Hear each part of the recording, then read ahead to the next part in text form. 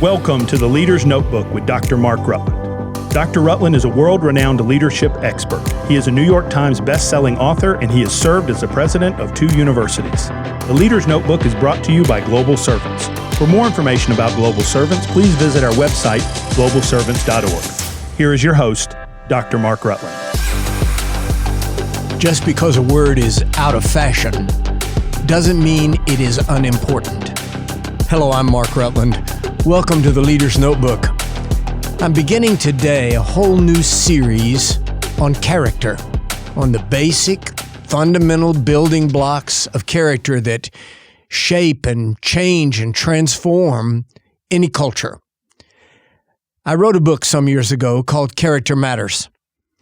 And in celebration for our 2nd anniversary of the Leader's Notebook, I want you to have that book. Here's what I'm going to do. I want you to make a contribution to Global Servants, to our missions program in any amount. I hope that you will make it as generous as possible, but make it in any amount. And I'll send you a copy of Character Matters free. I want you to have it. I'm going to be teaching an extended series now on character, and I want you to have this book in celebration for 2 years of the Leader's Notebook. And it's been a very successful 2 years. I'm very grateful to you as the listener, and I want you to have this book. And I want you to invest in the mission work of Global Servants, particularly our girls' homes in Southeast Asia and West Africa, House of Grace. You are helping us save little girls for big destinies. Stay tuned. And at the end of this broadcast, you'll find out exactly how to make that contribution and to receive your copy of Character Matters. Now, let's talk character. The English word character is derived from the Latin root, which means engraved. A life, like a block of granite carved upon with care or hacked at with reckless disregard, will at the end be either a masterpiece or marred rubble. Character, the composite of virtues and values etched in that living stone, the living stone of us as individuals, and in the living stone of a culture, will define its true worth. No cosmetic enhancement, no decorative drapery can make useless stone into enduring art. Only character can do that, what is actually carved into the granite of a life or a culture.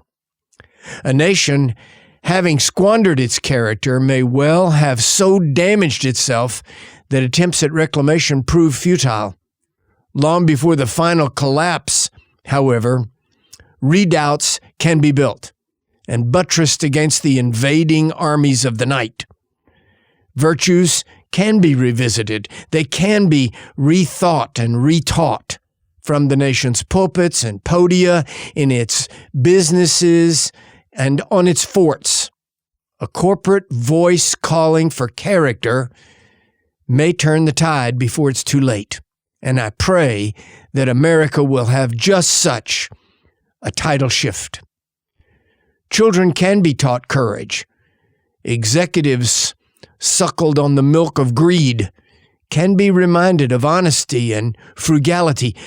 Modesty can be learned and valued and lived where a nation will find its voice and teach it once again. For now we are reaping a bitter harvest, and it is bitter indeed, of character destruction. The character of America is being chipped away, but I do not believe it's too late. Character embraced, even popularized and freshly articulated in our literature, for example, or in movies, will produce leaders upon whose lives words like honesty and gratitude and courage have been engraved with faith and with hope. It's not too late for character in America and for a resurgence of character in our national conscience. We have the right as a free people to expect it, even to demand it of our leaders. We have the responsibility to cultivate it in ourselves, to teach it in our schools, and to praise and reward it in others. When we engrave the wrong thing on our corporate souls, the wrong result is absolutely inevitable. What we engrave or allow to be engraved upon us is what we must live with. And right now we are living with a collapse of American culture and character. Talent, attractiveness, and intellect, too long overvalued, have proven incapable of refiring our national hope. Our culture, the corporate culture, has so chipped away at our national values, and irreplaceable granite has been lost. There's no doubt about that. Now we need more modest athletes, meeker leaders, honest executives, more diligent workers. We need the corporate character restored. A new national character, new only in the sense, in the narrowest historical view, can be and must be re-engraved. The granite of us, worn and pocked as it is, can still receive the well-guided stylus. Character matters. It really matters. It matters in the destiny of nations, and it will matter in the destiny of our nation. The real question is, how can character be added back into an American soul adrift on a Sargasso Sea of postmodern relativism? It's not that there have never been scandals, from the Hamilton-Burr duel to the Teapot Dome scandal to Watergate. The highway of American history is littered with trash. In the past, however, scandal was at least, scandalous. Now little, if anything, is fixed, absolutely wrong, or absolutely right.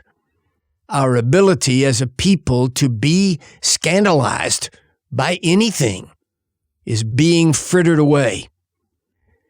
Not the motives of our soul, not the way we think, not what we hold valuable, can be lost without damage to us. Not the movies, not the art, or the music, or the literature, but the character of a culture is its defining nexus, that which holds it all together.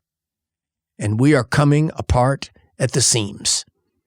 The place where it's all connected, the tissue of its soul, is what makes a nation or a culture what it is. When the character of any culture loses its grip on the essential virtues that hold the whole thing in place, scandals still happen, but the culture is no longer outraged. Character, the inner moral strength of a people, is a factor of all that is loved, admired, despised, and taught to its young. A culture rests on its virtues, and virtues can be taught. It is not too late for us to teach character again. Indeed, amidst the cacophonous jabberwocky that would mock the greatest virtues of our historical culture, I hear a faint but rising voice that says character matters. A number of years ago, the late Dr. Carl Menninger wrote a book entitled Whatever Became of Sin. The book was a call to personal accountability. Now, to be sure, Menninger did not believe that sin itself had disappeared. He referred to the virtual disappearance of the concept and the word from our vocabulary. He meant whatever became of the idea of sin, not that we are short of it. The very word virtue derives from the Latin word for strength. The connotation is of straining as the muscles of a man might strain at the confines of a tight shirt. In other words, virtue is restrained strength. It actually implies manliness. It is strength. It is that strength, that power by which one physical body affects another.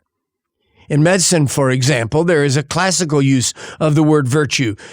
The virtue of a plant, for example, is that power inherent in it to produce medicine. Virtue also relates to the medicine itself.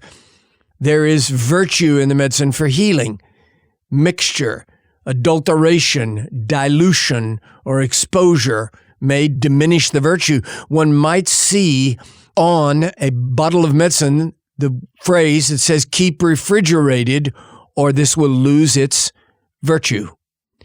In the 8th chapter of his gospel, Luke used the word virtue to connote inner power. A woman with an abnormal flow of blood came near to Jesus, struggling in the crowd just to touch his garment. Jesus announced to those around him that someone had touched him. In the wild, unruly jostling, such a comment seemed absurd, and Peter even mocked him. Lord, sayest thou, somebody has touched me? The crowd do throng thee and press thee. How could he tell one touch from another, Peter meant. But Jesus explained it. He said, I felt virtue flow out from me. There is power in virtue and virtue in power. Resident in the virtuous is inestimable power to impact others for good. Character matters, and virtue is the strength of character. Every society anchors its ideals in its virtues. If those virtues are good, it is ennobled. When those virtues are absent or perverted, there will be a downward spiral in the values, actions, and character of its people. The real danger is not the absence of virtue. There is absolutely no historical evidence of an entirely virtueless society. The great danger is not the lack of virtue, it's the wrong virtues. It is always tragic when people who understand virtue act in virtueless ways. But the greater danger is redefining virtue as evil and evil as virtue. When that happens, the power that holds civilization intact is weakened. In ancient Rome, for example, a preeminent virtue was bravery. Roman bravery, misunderstood and untempered by Christian love, soon became brutal and callous. Similarly, in communist Soviet Union, for so many years, the zenith of all virtue was loyalty to the state. That virtue was perverted into a lethal poison that pumped shattered lives into Siberian Gulag archipelago like the pathetic waste of a socialist atheism. The Stalinist state expected its citizens to betray their own family members, even if it meant death or imprisonment for them. Stalin professed that any lie, any act of treachery, any form of violence were acceptable, even virtuous, in the cause of communism. Torture, deceit, murder were not seen as violations of virtue. Instead, they actually became the vehicles by which Stalin's preeminent virtue was celebrated. As a society redefines its virtues, it in turn is redefined by those virtues. Twisted virtue makes for twisted nations. Suppose, for example, a certain society hates failure, ugliness, obesity, and stupidity. The premier virtues might then be success, beauty, and intelligence. If therefore beauty is a virtue, then all is permissible if I can achieve beauty, associate with beauty, or cause beauty to be. The downward spiral then will go something like this. First, beauty as an abstract ascends as a social virtue. 2, if beauty is a virtue, ugliness is despicable. 3, if ugliness is despicable, ugly people are worth less than beautiful people. 4 then follows. If beautiful people are worth more than ugly people, it is not as bad to murder the ugly as it might be to murder someone who is beautiful. 5th, the final step down, murdering the ugly may at last even be seen as virtuous. By just such a perverted spiral, a society might embrace even murder in the pursuit of beauty. Some may object that such a scenario is bizarre and far-fetched. It is, in fact, quite reasonable. If society hopes to elevate or ennoble its character, it must carefully define its virtues. The most basic values held by society dictate the kind of leaders it will produce. If the premier values are hard work, perseverance, ingenuity, and discipline, that society produces men like George Washington Carver. On the other hand, if the preeminent virtue is wealth, no matter how you get it, then corporate monsters are the inevitable result. I hope you've enjoyed this first teaching on character based on my book, Character Matters. I hope you'll stay tuned now and find out how you can receive your copy of this book, Character Matters. We're celebrating in this entire series 2 years of the podcast, The Leader's Notebook. I hope you've been listening the whole 2 years, but I hope you'll stay tuned for this whole series on Character Matters.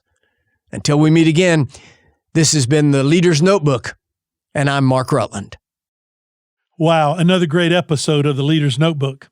Hello, I'm Ronnie Brannon, the Chief of Staff at Global Servants, and as Dr. Rutland said, we want to send you your copy of his book, Character Matters. You can receive your copy by contributing any amount to Global Servants through our Secure Give app on our website. Go to globalservants.org, click the Donate button, and then click Give Online, and then leave your contribution under the Podcast Gift tab. Next, please click Add a Message and include your name, email address, and the mailing address where you would like your book delivered. As soon as your donation is processed, we'll send you an email confirming the delivery address, and we'll get your book in the mail to you by the next business day. Again, thank you for subscribing to The Leader's Notebook with Dr. Mark Rutland and helping make a difference for those around the world and helping save little girls for big destinies.